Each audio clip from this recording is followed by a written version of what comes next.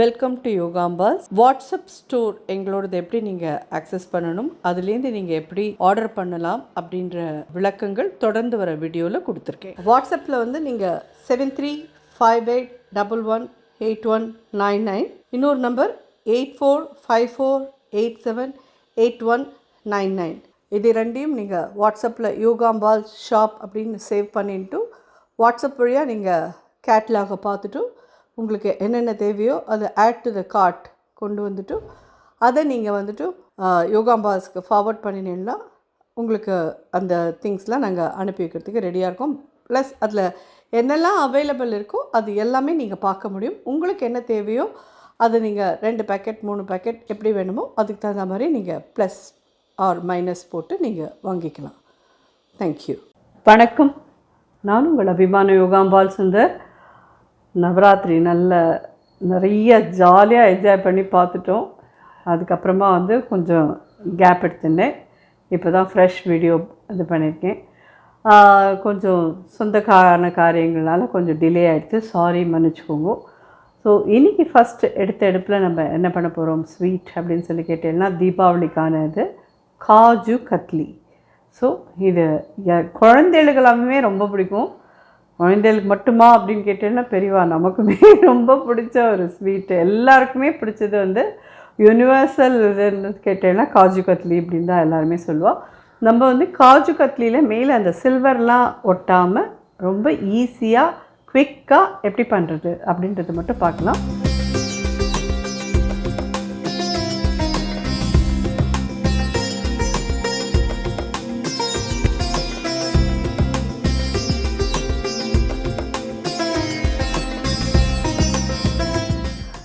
இது என்னென்னு கேட்டிங்கன்னா முழு காஜூஸ் மாதிரி இது வந்து ஒரு 200 கிராம்ஸ் கிட்ட இருக்குது.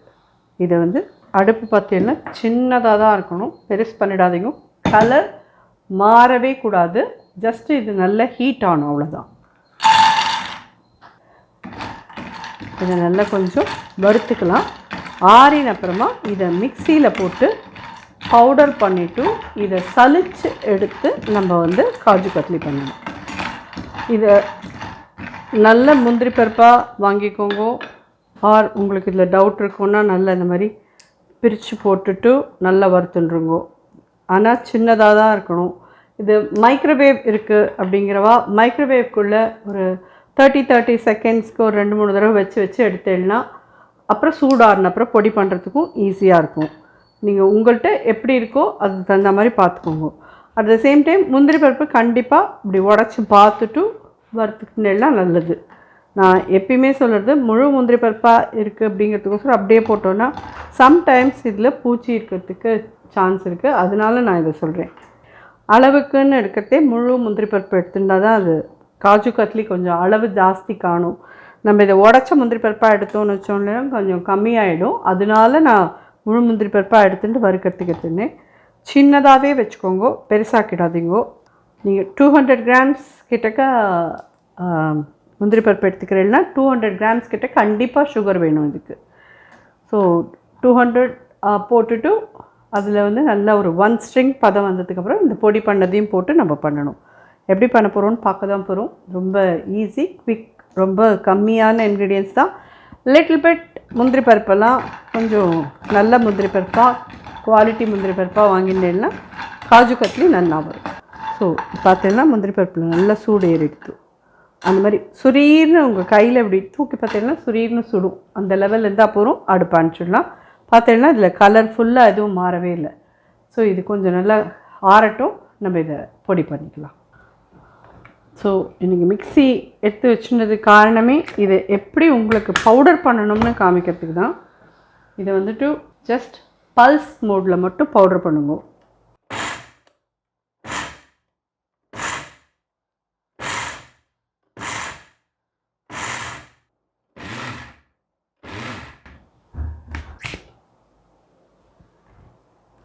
இது ஒரு தடவை சலிச்சு எடுத்துன்னுட்டு 2வது தடவை நம்ம இதை திருப்பி போட்டு பொடி பண்ணிக்கலாம். இன்னும் கொஞ்சம் கூட பொடி பண்ணலாம்.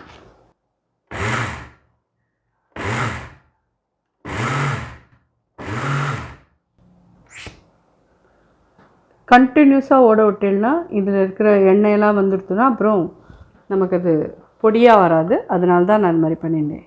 அது பக்ஷணம் மட்டும் கொஞ்சம் சமையல் கூட யார் வேணால் பண்ணிடலாம். அவசர அவசரமாக பண்ணால் கூட ஓகே அப்படின்ற மாதிரி ஆகிடும். பக்ஷணத்துக்கு மட்டும் கொஞ்சம் பொறுமையாக நிதானமாக கொஞ்சம் அது மேலே ஒரு கருத்து வச்சு அன்பு வச்சு இதெல்லாம் இத்தனையும் வைக்கணும். அதனால தான் நிறைய பேர் இந்த நாளில் எல்லோரும் இது அத்தனையும் வைக்க முடியாது, நம்ம வாங்கிடலாம் அப்படின்னு சேஃபர் சைடில் வாங்கிடலாம். ஆனால் நம்ம என்ன இருந்தாலும் எவ்வளோ தான் வாங்கினாலும் ஏதாவது ஒரே ஒரு ஸ்வீட் ஒரு காரம் நம்ம கையால் சுவாமிக்கு நிவேத்தியம் பண்ணுறது அண்ட் நம்ம பாட்டில் இருக்கிற வாழ்க்கெல்லாம் பண்ணி கொடுக்குறதுங்கிறது ரொம்ப ஒரு பெரிய விஷயம். அதில் அவள்லாம் ரொம்ப ஜோராக பண்ணியிருக்க, ரொம்ப நல்லா இருக்குது அப்படின்னு சொன்னான்னா அதில் கிடைக்கிற சந்தோஷமே வேறு. தெரியறது இல்லையா அவங்களுக்கு? இந்த மாதிரி பவுடராக விழுறது கொஞ்சம் பெரிய ஓட்டையாக இருக்கிற சலடையில் சலிச்சுக்கோங்க. பார்த்தோன்னா ஜோராக பொடி பண்ணி சலிச்சு எடுத்தாச்சு. இவ்வளோ தான் கப்பி இருக்கிறதே இல்லை. ஸோ இதை போட்டு இப்போ பண்ணலாம். நம்ம ஒரு 1/2 கப் கிட்ட தண்ணி விட்டுருக்கேன். நம்ம காஜூஸ் 200 கிராம் எடுத்தோம். 200 கிராம் கிட்ட சர்க்கரை வேணும். முதல்ல நல்லா கரையட்டும். கரைஞ்சி 1 ஸ்ட்ரிங் வரட்டும். அதுக்கப்புறம் இந்த பொடியை போடலாம். இது ரொம்ப ஈஸியாக ஆகிடும், ரொம்ப குவிக்காக ஆகிடும். நீங்கள் இது இன்னும் வரணும்னு நினச்சிட்டு இது டைம் ஆக்கிட்டே இருந்தீங்கன்னா ரொம்ப முருகி போயிடும். அதனால் இதுக்கான இது போட்டுட்டு நீங்கள் இந்த பவுடரை போட்டுட்டு எக்ஸாக்ட்லி 10லேருந்து 12 நிமிஷத்துக்குள்ளே சுருண்டு வந்துடும். அதுக்கப்புறம் 2 விரல் இடுக்கில் நெய் தடவிக்கோங்க. இதுலேருந்து கொஞ்சோண்டு எடுத்து ஒரு தட்டில் போட்டு வச்சுக்கோங்க. அதை நல்லா இப்படி உருட்டி பாருங்க. அழகாக உருட்ட வந்தது. 2 கையும் ஈஷலை அது மெத்துன்னு இருந்ததுன்னா கரெக்டான பதம்னு அர்த்தம். அதை பார்க்குறச்செல்லாம் நீங்கள் அடுப்பை சின்னதாக வச்சுன்னு பண்ணுங்க. முருகி போயிடுச்சுன்னா அப்புறம் முந்திரி பருப்பு பர்ஃபி தான் கிடைக்குமே ஒழிய உங்களுக்கு காஜு கத்லியாக கிடைக்காது. இந்த சுகர்லலாம் எதுவும் அழுக்கெல்லாம் இருக்கிறதுக்கு சான்ஸ் இல்லை. ஸோ அதனால் அப்படியே தான் பண்ண போகிறோம். ஏன்னா பிகாஸ் இது நல்லா டபுள் ரீஃபைண்டட் சுகர். ஸோ க்ளீனாக வெள்ளையாக தான் இருக்குது.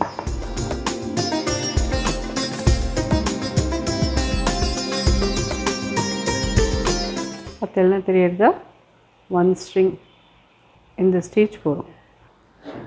அடுப்பு சின்னதாக வச்சுக்கோங்க. இந்த பவுடரை இதில் போட்டலாம்.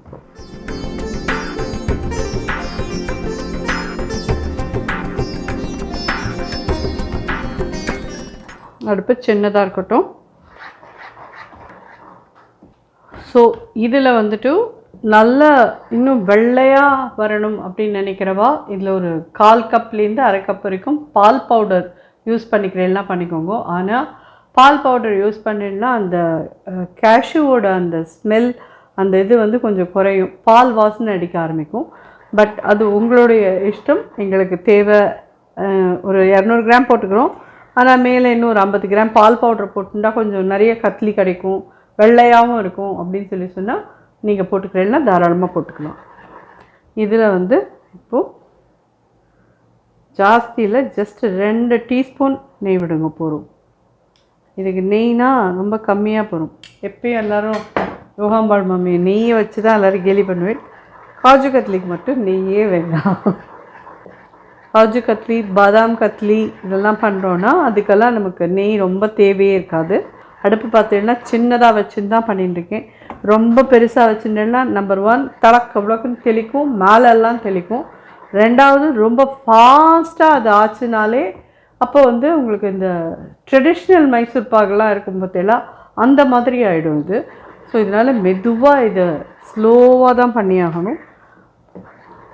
ஒரு எவ்வளோ நாழி ஆகும் இந்த ஒரு 200 கிராம்ஸ்க்கு அப்படின்னு கேட்டிங்கன்னா ஒரு 25 மினிட்ஸ்லேருந்து 1/2 hour நீங்கள் கொஞ்சம் மெனக்கெட்டேன்னா இது ரெடி ஆகிடும். இந்த தட்டில் நெய் தடவிக்கலாம். ஏன்னா இதில் தான் கொட்டி நம்ம கரண்டியால் இதை இது பண்ண போகிறோம். அதனால் இதில் நெய் தடவினோன்னா ஈஸியாக அது கிளறதுக்கு தான் இருக்கும். பார்த்தீங்கன்னா உங்களுக்கே தெரியும் கொஞ்சம் கெட்டியாக இருக்குதுன்னு. இது போட்டு ஒரு 10 நிமிஷம் ஆகுது. ஒரு 1/4 டீஸ்பூன் கிட்டக்க ஏலக்காய் பொடி போடுறேன்.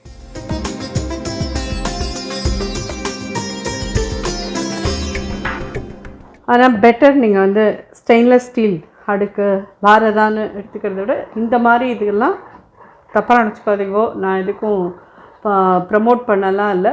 பட் நான்ஸ்டிக் இதில் பண்ணினேன்னா இது கொஞ்சம் ஒட்டாமல் அழகாக உங்களுக்கு சுருட்டு டென்ஷன் இல்லாமல் வந்துடும். அப்படி இல்லைன்னா அடியில் பிடிச்சிக்கிறதே அப்படின்ற அந்த டென்ஷன்லேயே நம்ம ரொம்ப இதுவாக பண்ணும்படியாக இருக்கும். இந்த மாதிரி ஸ்டேஜில் இந்த தட்டில் சின்ன பீஸ் எடுத்து இப்படி விடுறேன். அடுப்பு சின்னதாக தான் இருக்குது. இது நல்லா ஆறட்டும். கொஞ்சம் இப்படி 2 விரலில் நடுப்புற நெய் தடவிக்கோங்க.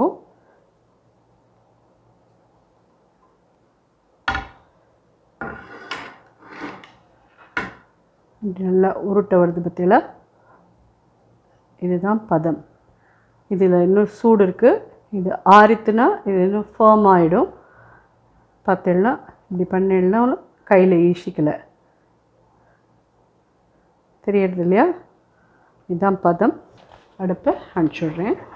இல்லை இப்போ நான் வந்து ரோஸ் எசன்ஸ் 2 ட்ராப் விடுவேன். இஷ்டமிக்கிறவா விடுங்கோ, இஷ்டமில்லை எங்களுக்கு வேண்டாம் அப்படிங்கிறவா விட வேண்டாம். ரோஸ் எசன்ஸ் ஒயிட் கலரில் வாட்டர் மாதிரி இருக்கும் இல்லையா, அது 2 ட்ராப் தான். 1 2 அவ்வளோதான். ஸோ இது தயாராக எடுத்து இதை நம்ம இந்த தட்டில் கொட்டிக்கலாம். இது வந்து நெய் இருக்கிறதுனால கஷ்டம் இல்லாமல் இப்படி பரட்டி பரட்டி விட்டேன்னா நல்லா சுருண்டு வரும், ஆறி வரும். அதுக்கப்புறம் கையை போட்டு பிசையணும் இதை. ஆனால் இதை நீங்கள் பரட்டி விட்டுட்டே தான் இருக்கணும். அப்படியே தட்டில் கொட்டிட்டோமா அப்படியே விட்டுடலாம் அப்படி சொல்லி விட்டுடலாம். மேலே ஃபுல்லாக காஞ்சா மாதிரி போகும். அப்புறம் அடியில் வந்து வேறு மாதிரி ஒரு டெக்ஸ்சரில் இருக்கும். அது சரியாகவே வராது. ஸோ அதனால் இந்த மாதிரி தட்டில் போட்டுட்டு கரண்டியால் இப்படி கலரிண்டே இருக்கும். அந்த அடுக்குலேயே வச்சு கலரக்கூடாதா அப்படின்னு சொல்லி கேட்டேன்னா அதில் இருக்கிற ஹீட்னால இன்னும் ஜாஸ்தி இது இதாகிண்டே போகும். ஸோ நம்ம ஆல்ரெடி பதம் வந்ததுக்கப்புறம் தான் இதை இறக்குறோம். பார்த்தீங்கன்னா உங்களுக்கு நம்ம இறக்கும்போது எவ்வளோ லிக்விடாக இருந்தது, இப்போ இந்த கரண்டியால் இதை கலர இது எவ்வளோ கெட்டியாகிடுதுன்னு உங்களுக்கே தெரியும். இன்னும் கொஞ்சம் ஆறுனா தான் கை வைக்க முடியும். கையில் ஒரு நெய் தடவிக்கிறேன்.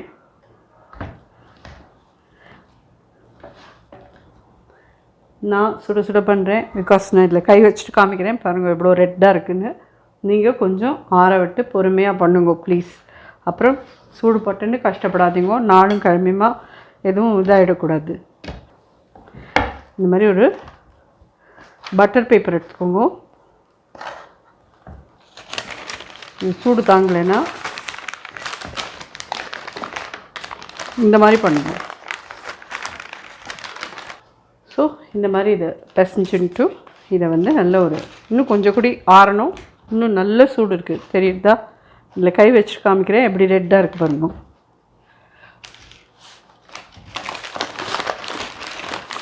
நீங்கள் இதை எவ்வளோக்கு எவ்வளோ பிசைகிறீங்களோ அவ்வளோக்கு எவ்வளோ சாஃப்டாக இது நல்லா வரும். இது தயாராகிட்டது. இதை வந்து இன்னொரு பட்டர் பேப்பர் போட்டு மூடிக்கோங்க. இப்போ குழவியால் இதை இட்டுடலாம். அதெல்லாம் அது 2 ஹாஃபாக அதை பிரிச்சுட்டேன். ஏன்னா கையில் பிடிச்சி இந்த மாதிரி சாஃப்ட்டு டோ ஆக்கணும் அதை. அதனால் 2 ஹாஃபாக பிரிச்சுட்டேன். இதை இப்படி வச்சுக்கலாம். இன்னொரு பட்டர் பேப்பர் போடலாம்.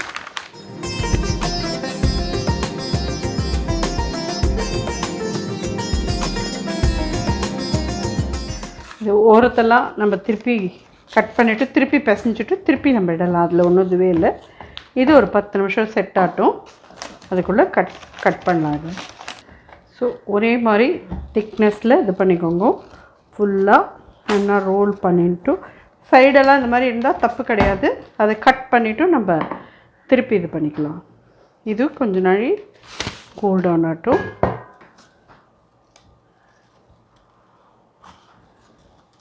இது திருப்பி பிசைஞ்சிட்டு திருப்பி இட்டுடலாம். இதை எங்களுக்கு திருப்பி இது பிசைய வரலையே உதிர்றது அப்படின்னு சொல்லி கேட்டேன்னா இதில் ஒரு சொட்டு சூடான பாலை விட்டுட்டு இழுத்து பிசைஞ்செல்லாம் வந்துடும்.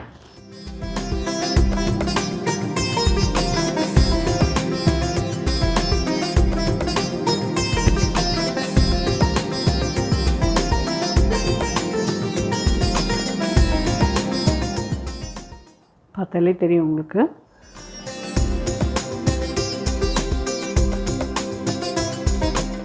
ஸோ இந்த ஷீட்டில் இருந்தது நம்ம பண்ணிட்டோம். இது இப்போ இப்படி உதிர்ந்தா மாதிரி இருக்கு இல்லையா, ஜஸ்ட்டு ஒரு ஃபியூ ட்ராப்ஸ் தான் விடுறேன் இதுக்கு. இந்த மாதிரி நம்ம அதுலேயும் கட் பண்ணிவிட்டு அதை எடுத்து எல்லாத்தையுமே ஒன்றா சேர்த்து வச்சு பண்ணிடலாம்.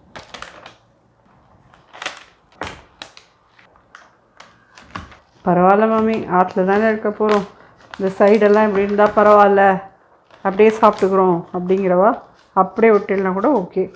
இல்லை எங்களுக்கு எல்லாத்துலேயுமே பர்ஃபெக்டாக இருக்கிறது ரொம்ப பிடிக்கும், அதனால் நாங்கள் அப்படியே பண்ணிக்கிறோம் அப்படின்னா இந்த மாதிரி ஓரெல்லாம் எடுத்துகிட்டு திருப்பி இதை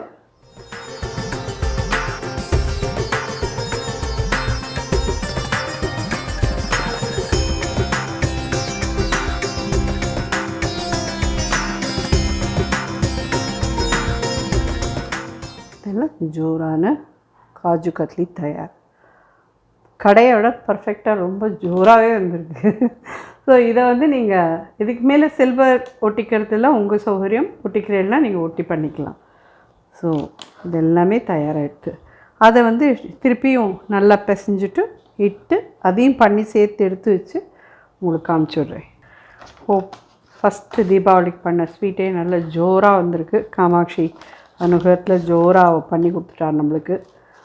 இந்த தீபாவளி எல்லாருக்கும் நல்ல ஒரு சந்தோஷத்தை தரக்கூடிய தீபாவளியாக, மன சந்துஷ்டியை தரக்கூடிய தீபாவளியாக, ஆரோக்கியத்தை தரக்கூடிய தீபாவளியாக, தீப ஒளி நம்ம மனசில் ஏற்றி வச்சு நமக்கு நல்ல ஒரு ஞானத்தையும் நல்ல ஒரு சத்சங்கத்தையும் கொடுக்கக்கூடிய ஒரு தீபாவளியாக இருக்கட்டும்னு நம்ம அம்பாள்கிட்ட பிரார்த்தனை பண்ணிப்போம்.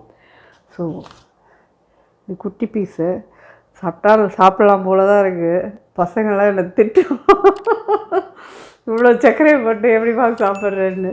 ஸோ விஷுவலி உங்களுக்கெல்லாம் தரேன். ஹாப்பி தீபாவளி.